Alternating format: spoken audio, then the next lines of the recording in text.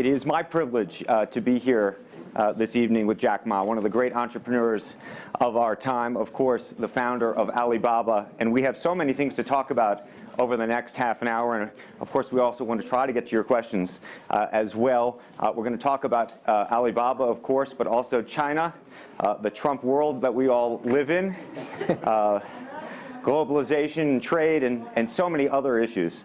But first of all, thank you for joining us. Yeah.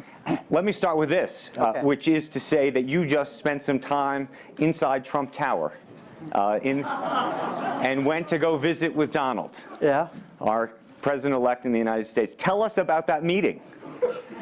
Well, it's a very productive meeting, much better than I thought, than I expected. What did you expect? Well, I heard a lot, and I watched, like everybody, I watched all the news and heard a lot about him. So when I go inside, I saw, anything that, but he's very sort of open-minded, listen what I talk. So I think I'm very happy about results. And finally, when he said, he said, Jack, let me walk you down. So it seems he's very happy about the results we had.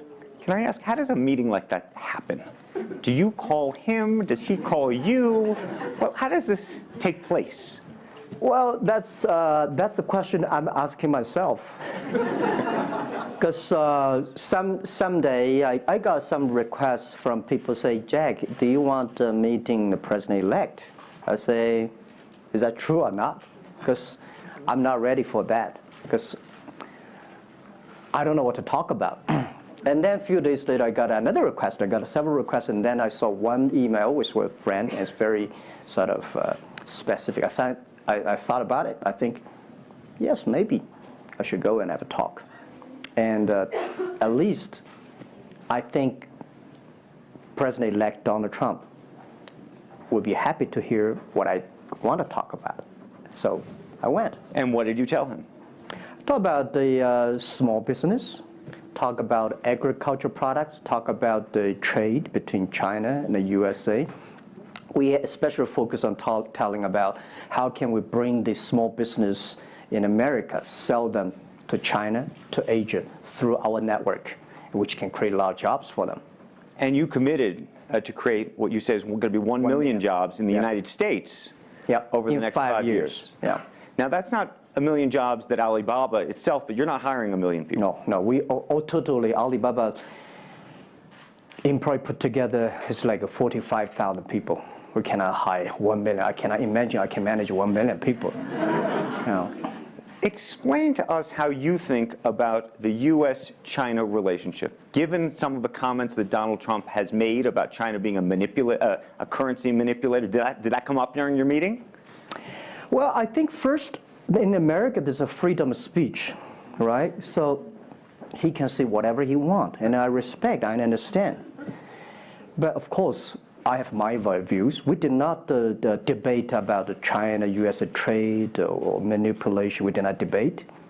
We did not talk. We agreed on something. Small business, developing the Midwest America, helping the farmers there, small business there, exporting to China. So we all agreed. But something that we did not discuss about the American, the job losing to China, Mexico, and this. Can I share with you my ideas? Please. Yeah. First, I think 30 years ago, when I just graduated from universities, I heard America had a wonderful strategy. They outsource the manufacturing job, service jobs. They outsource the manufacturer to Mexico and China, outsource the service job to India.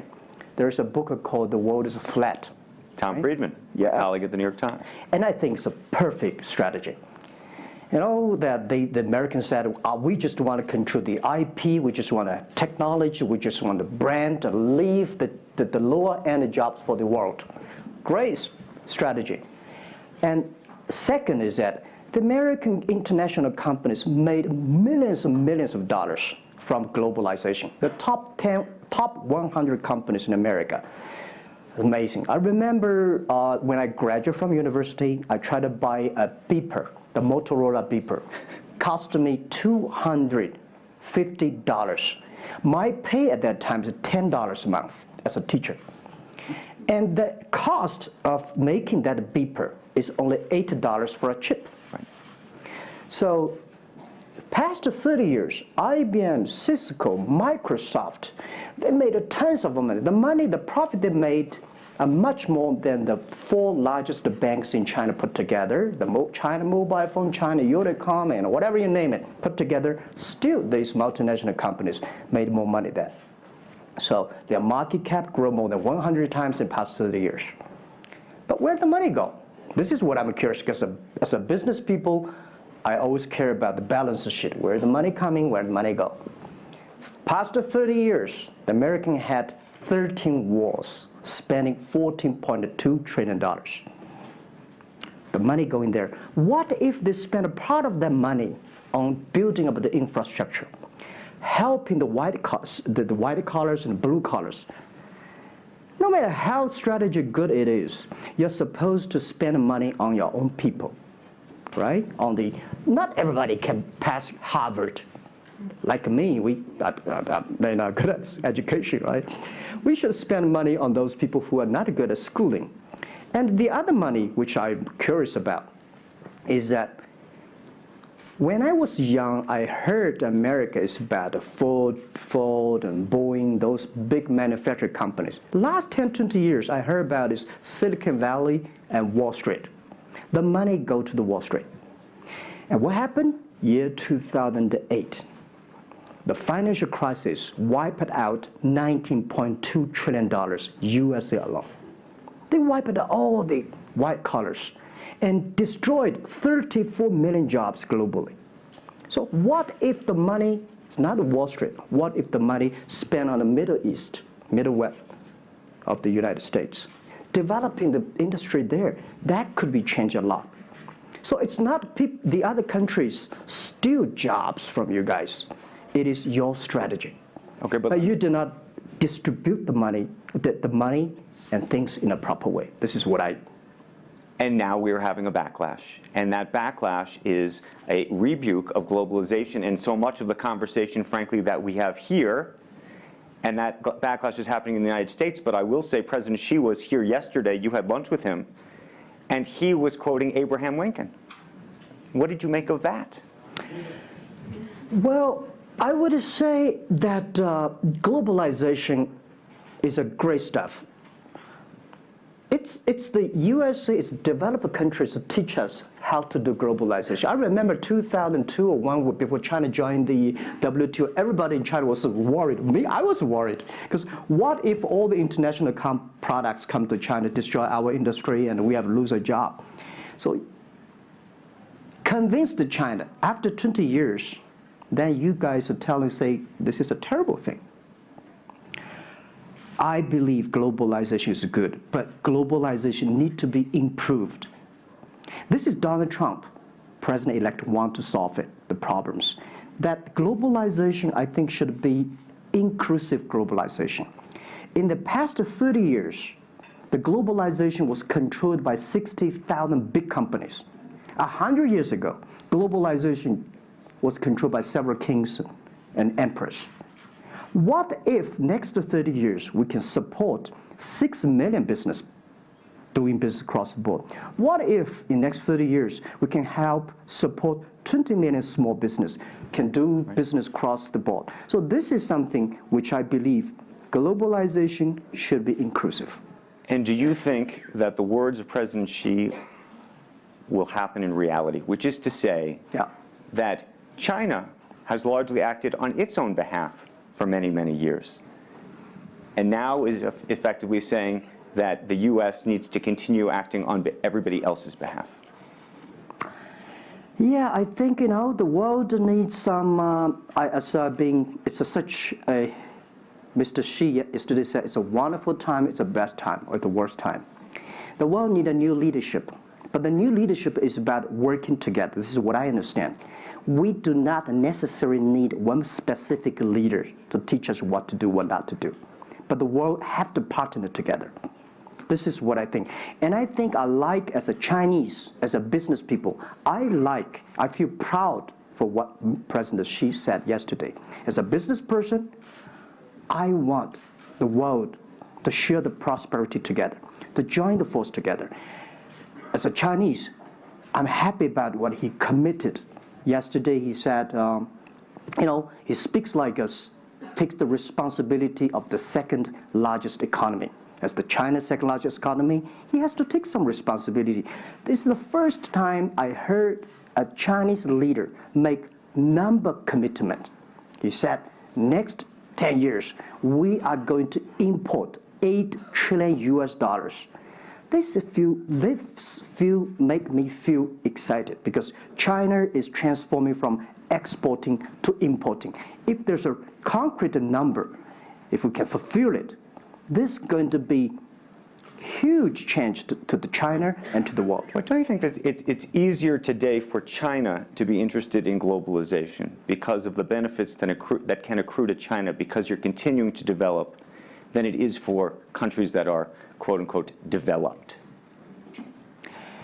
Well, first, the WTO rule is not designed by China. It's not made by China. I would say there's something that I want to change. The WTO is designed, a lot of rules designed for big companies in the past 30 years, and only big companies can do it. And China definitely benefit a lot from opening. I think China should learn one thing, that we grow in the past 30 years. It's because we open to the world. If we continue to open to the world, not fully. Okay. American business that wants to effectively go into business in China has a very difficult time, has to partner effectively with a company that's there already. This is why I said China has problems too. The world has problems. And China definitely has a lot of problems. China should open, should be more confidence. This is what I feel yesterday. I feel the confidence of Mr. Xi that he is ready to open more to the world. This is what I suggest, that we should solve the problem by business community, right, by negotiation. WTO, China joined WTO for like 20 years or 70 years. I don't know the number, but the past years, that I think we as a business, we as a country, we as the world, we have to review something. Right.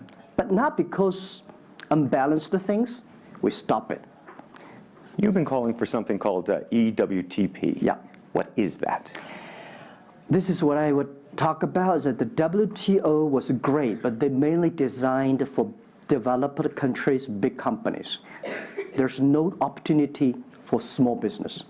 We want to build up an EW, Electronic World Trade Platform, to support young people, small business, thanks through mobile phones, internet, they can sell and buy across the board.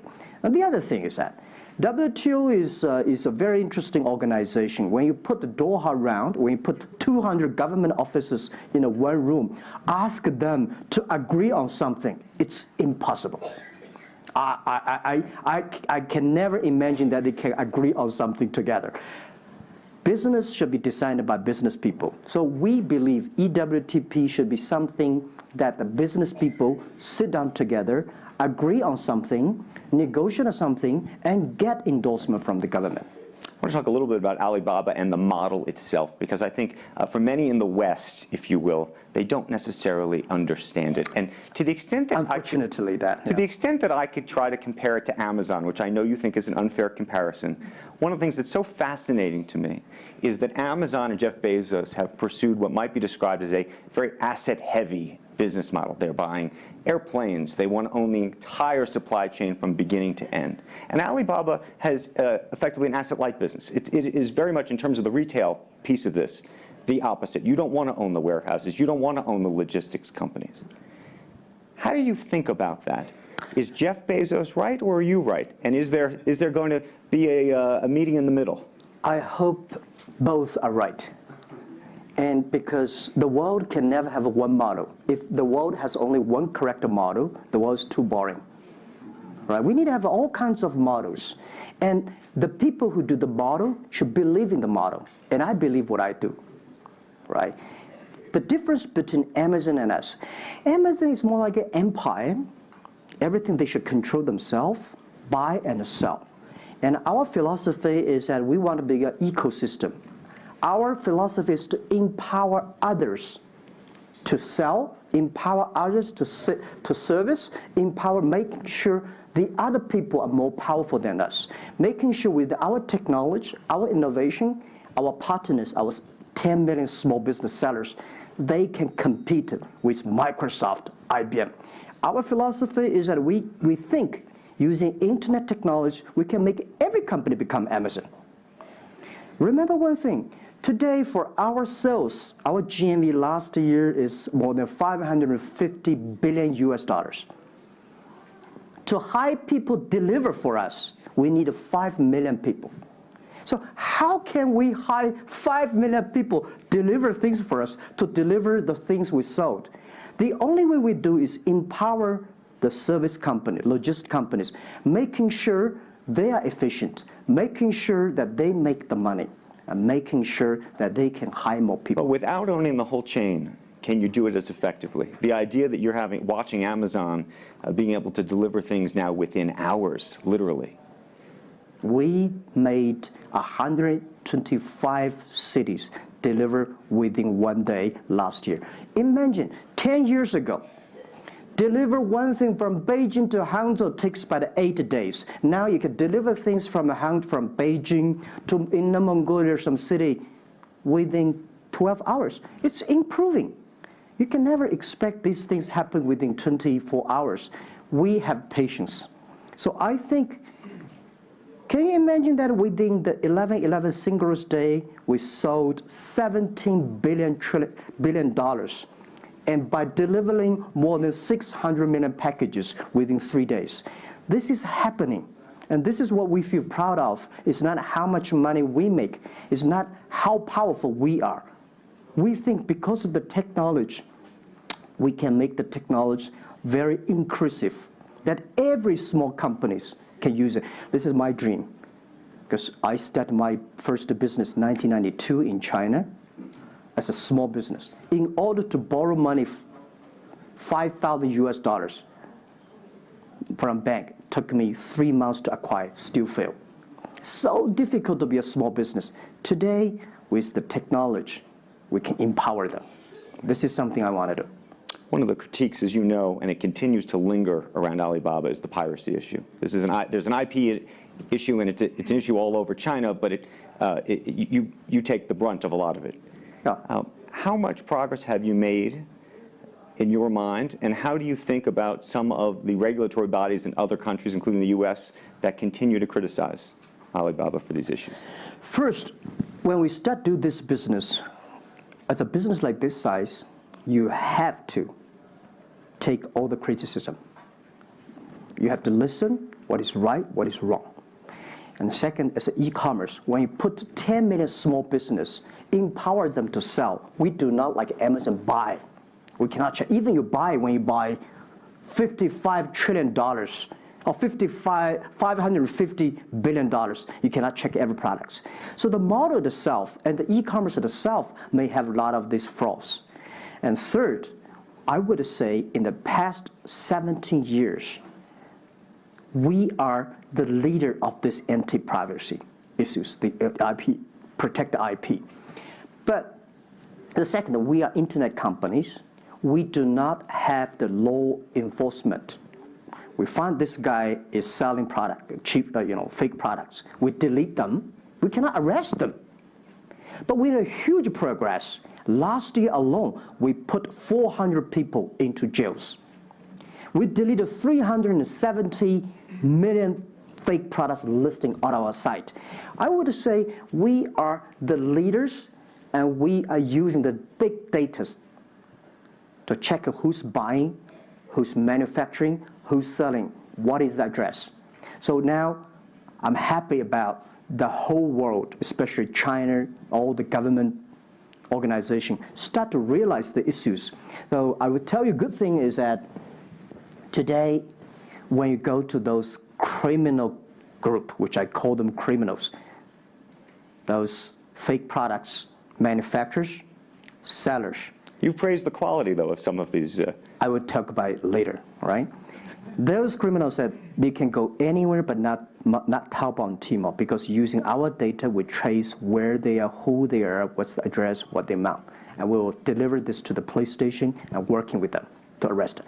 The quality issues is something I want to share with people. It's not about praising the fake products. I want to say that for so many years, those branded companies, you have to be very careful because the fake products, their quality improving is scary. That is the difference between us. Because when you find guys, the people said this is fake, and you have to find people, you have to find a third-party institution to check it is fake or not. We find sometimes the quality is better. And I tell you, another thing is even scary. There's one branded company. He said, we are selling fake products. We check everything, there's nothing wrong. So we say, what is wrong? So we buy the products from his flag shop and deliver to them. They say, it's a fake. You know what I'm saying? Yep. We buy things from the flag shop of this brand and deliver back. It's the fake products, they say. So it's a bit confusing. Right. This is fighting against the fake products. It's a war against the human greediness. It's not easy. You cannot finish it, but you have to continue to fight. And I want to say we put 2,000 people, 1 billion RMB every year fighting against that. It can never finish the war within 2 years. But I'm happy. Whether people criticize me, criticize us, the most important is that we are happy about the progress we made. Right. But if people praise me, so, when people say, Jack, you're wonderful, I know I'm not wonderful, right? Oh, Alibaba is great. We are not great. We are just a 17-year-old company. But when people say, you're doing nothing, no, we're doing a lot of things. But you don't have to argue. You don't have to debate. You do what you believe. One of the things you mentioned was using big data on the piracy side, but the other thing that you're using a lot of that big data to do is provide credit and effectively banking the unbanked. And what's so fascinating to me, and I hope you'll share it, is we've talked about the Sesame credit. Yep. How you are able to use big data effectively to figure out who deserves credit and who doesn't in a marketplace where some of these people had no credit history before. Okay. Well, before we do that, we had a system called Teach Computers to learn how to anti-fake products, teach the computers to learn how to, because we have Alipay, a lot of people try to using all the ways to cheating. So we teach the computer how to do the cheating things. So we've been doing that for 10 years. Until now, there's called artificial intelligence, because we've been doing that. We are a data company. 8 years ago, we said to ourselves, Alibaba should not be an e-commerce company. We should be a data company because we have the data from consumers, we have data from the manufacturer, we have data from logistic companies and transactions. But we think how we can make a data really beneficiary to the society. What China needs is we have a lot of great people, all the small business. They are very credible, but we don't have a credit system for that. So how can we using a credit rating system based on the data we have to giving everybody a Sesame rating system? That is so powerful in the past 4 years because every individual, every small business, if they have been using our services, we give them a rating system. So we're giving loans in the past 5 years. We're giving 5 million business loans. They only borrow $5,000. 3 minutes, we can decide whether we should give you money, how much you want to give. Within 1 second, the money will be in your account. And 0 people touch, so we call it 310. And even today, the Sesame rating system become people dating. The mother-in-law want to say, hey, you want to dating with my daughter? Show me your rating system of the Sesame card. So it's so funny. We go to people want to rent a car, people want to rent a bicycle. They will say, show me your Sesame cards. Good. Because if they do not pay back, if they do not fulfill, the rating system is going to low down and they can never rent a house. This is what we want to build up, the system. That if you sell or buy fake products, the Sesame cards will show. I'm going to open it up to questions, but a final one from me. There's been a lot of speculation that you're going to get into the business of Hollywood. Your name has appeared, Alibaba Group, at the beginning of a couple of big films recently. What is the ambition for Alibaba in the entertainment world? The beginning was like this. Several years, every 5 years, we have a review for our strategy. Now, our strategy is always to look at the 30 years and 10 years. And every strategic decisions we make, we have to ask one question. Did this decision we made solve society problem? Because we believe the bigger social problem you solve, the more successful you are. So if this cannot solve any social problems, we don't do it. Second, is this project is going to be successful in 10 years? If it's going to be successful in 10 years, let's do it. If it's going to be successful in 1 year or 1 month, normally I would say, forget about it. Because why you can be successful in 1 year or 1 month? So we all have to put parallel. And 5 years ago, we had a big debate about 10 years later, 20 years, what are the things that China society and the world want? So we say happiness and health. 2H strategy. So happiness and health. We believe Hollywood, the movie industry, bring people happy. Because today, nobody's happy. Rich people not happy, poor people not happy, At least when I watch a movie, I feel happy about it, right? So I think we should partner with the Hollywood, especially like a lot of, we have a different way of living in China. The movie, we have a lot of heroes, but China movies, heroes always dead. The American movie hero never die. If all the heroes die, who want to be the hero? So my movie, I want to make the hero live, right? So this is I think we should learn a lot, and it's only about 2 years, so we have another 8 years to go. I want to make our company that it's not e-commerce. It's something that giving people inspirations, giving people, because I learn a lot. For example, I always say that my favorite movie, Forrest Gump. Life's tough. This is I learned, and that inspired me. That is why when people call me crazy, stupid in the past 17 years, you're crazy, you're doing something never work. You're stupid, how can you do that model? Amazon this model, eBay this model, why Alibaba this model? I told myself, Forrest Gump said, go ahead. Never care about what the other people. And the other thing, Forrest Gump said, nobody make money out of the catching whales. People make money by catching shrimps. So we serve small business. Fair enough. Jack Ma, we should probably end it there because we're going to run out of time, but I thank you. Thank you so much for the conversation. I promised we'd sneak in a question or two, and we literally have 2 minutes, and they're going to get upset with me. If you have a question, and we're going to, I got to beg you to do it within literally, a second. So go for it right there. Okay, I'm not going to say that China and the US is going to have a trade war, but if the Trump administration gets tougher on China in terms of trade agreement, is that going to hurt Alibaba? Well, I don't think so. I think China and the U.S. should never have a trade war. We'll never have a trade war. And I think we should give President-elect Donald Trump some time. And he's open-minded. He's listening. And I think the war, it's so easy to launch a war. But it's so difficult, almost impossible sometimes to terminate a war. Iraq war, Afghanistan war, is that finished? No. Trade war. I believe one thing. When trade stops, the war starts. Trade is something that people start to communicate. Trade is something people exchange culture and value. And I will be happy if China and USA agree on something and Alibaba business model destroyed. I would destroy Alibaba model by stopping the war between. Because how can you imagine the first largest economy of the world, second largest economy of the world, have a trade war? It's going to be a disaster for two countries and for the world.